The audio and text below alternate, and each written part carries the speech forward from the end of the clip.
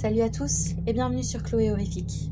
Avant de plonger dans notre histoire du soir, je vous invite à attraper votre doudou, à vous installer bien confortablement et à vous préparer pour un frisson ou deux. Ils étaient 4, Julien, Emma, Maxime et Sophie, amis depuis le lycée, toujours avides de sensations fortes. Un soir d'automne, en discutant de légendes urbaines, la vieille maison de la colline de Roulac revint dans la conversation.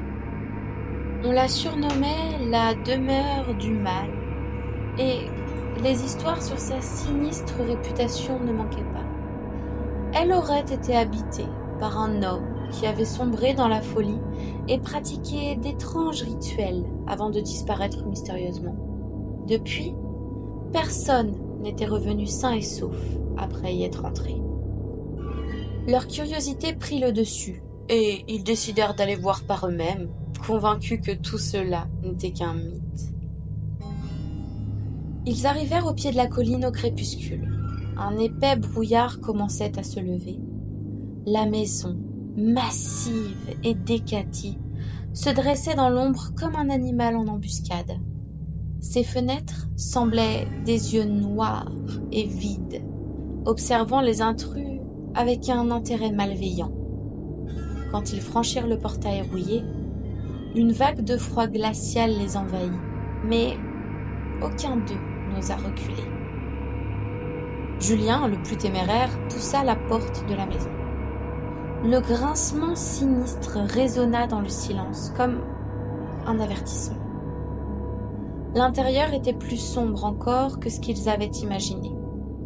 Un étrange silence régnait, oppressant, comme si le moindre son avait été absorbé par les murs moisis.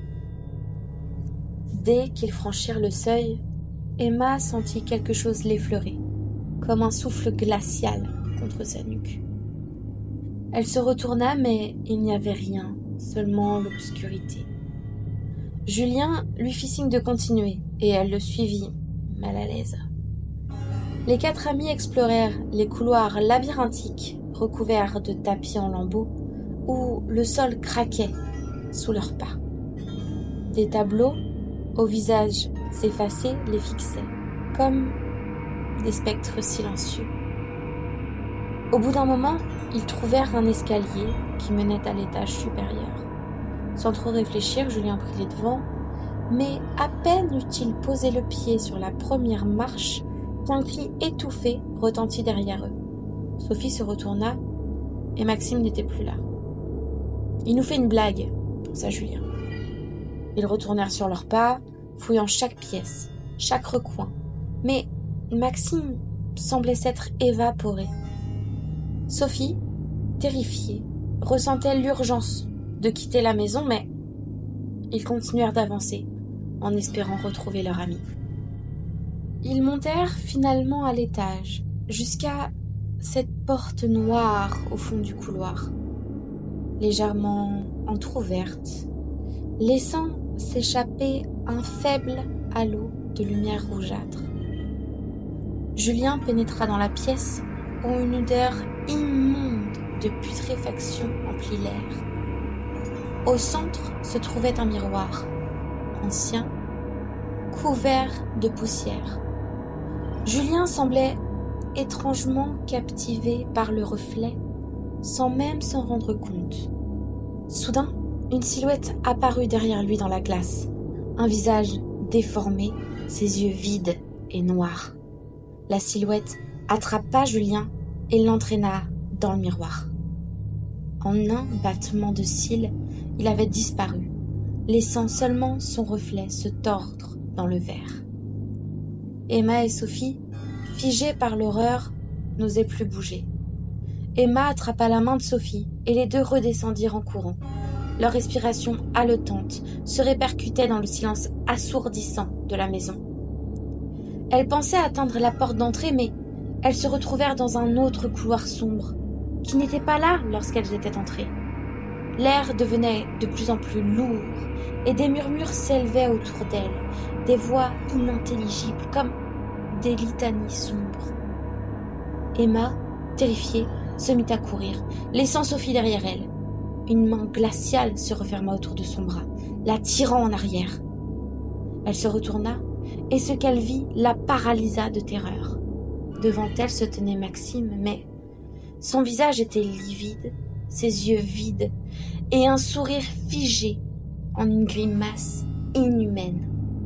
Emma fut happée par les ombres, disparaissant sous le regard horrifié de Sophie, qui se retrouvait désormais seule. Sophie, paralysée, se mit à pleurer, incapable de bouger. Elle sentit une présence derrière elle, un souffle qui lui glaça le sang. Lentement, elle tourna la tête et vit une silhouette noire et informe, des yeux rouges fixés sur elle. C'était la source de tout ce mal, un être fait d'ombre et de haine qui se nourrissait des âmes des intrus. Rassemblant ses dernières forces, Sophie s'élança vers ce qu'elle croyait être la sortie. Elle traversa des couloirs sans fin, des pièces qui semblaient se multiplier. De couloir en couloir, les regards des personnages des tableaux se faisaient de plus en plus oppressants. Et puis soudain, elle se figea. Sur le tableau en face d'elle, elle reconnut 3 visages familiers. Ceux de ses amis. Leurs visages étaient déformés par un rictus forcé, contrastant avec la frayeur qu'on pouvait lire dans leurs yeux. Il semblait à Sophie qu'il y avait un espace vide dans ce tableau, comme si elle y avait sa place. Elle étouffa un cri et reprit sa course folle à travers le labyrinthe, puis, enfin, la porte d'entrée. Elle la franchit en courant, et dès qu'elle posa le pied dehors, la porte se referma brutalement derrière elle. À bout de souffle, Sophie s'effondra sur l'herbe humide, le regard perdu, écoutant les cris de ses amis résonner dans son esprit. Elle s'était échappée, mais au fond d'elle, elle savait que la maison l'avait marquée et que ses amis l'attendaient toujours, quelque part, dans l'obscurité de la demeure du mal. Merci d'avoir écouté cette histoire. Si elle a plu, n'hésitez pas à liker, à partager et à me dire en commentaire ce que vous en avez pensé. Passez une douce nuit, ou du moins, essayez. À très bientôt pour de nouvelles terreurs.